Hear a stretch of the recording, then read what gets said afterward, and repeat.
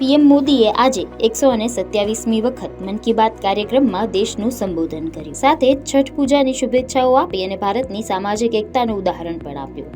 ત્યારે ગાંધીનગરમાં લીંબચધામ ખાતે મન કી બાત કાર્યક્રમ સાંભળવા માટે વિશાળ આયોજન કરવામાં આવ્યું હતું, જેમાં પ્રદેશ ભાજપ અધ્યક્ષ જગદીશ વિશ્વકર્મા વિશેષ સ્વરૂપે હાજર રહ્યા. કાર્યક્રમ બાદ ઉપસ્થિત લોકોએ સ્વદેશી વિચારને મજબૂત બનાવવા માટેનો સંકલ્પ કર્યો અને સ્વદેશી વસ્તુઓનો ઉપયોગ વધારવા માટેના સંકલ્પપત્રો પણ ભરવામાં આવ્યા અને સાથે જ પ્રદેશ પ્રમુખનું વિશેષ સન્માન પણ કરવામાં આવ્યું. ગાંધીનગર શહેરમાં કુલ 278 બૂથ પરથી મન કી બાતનું આયોજન કરવામાં આવ્યું હતું, જ્યાં દરેક બૂથ પર લોકોએ સંકલ્પપત્રો ભરી અને ભાગ લીધો. કાર્યક્રમમાં 15થી વધુ સમાજના આગેવાનો, વ્યાપારીઓ, ચાર્ટર્ડ એકાઉન્ટન્ટ અને અન્ય પ્રોફેશનલ્સ ઉપસ્થિત રહ્યા.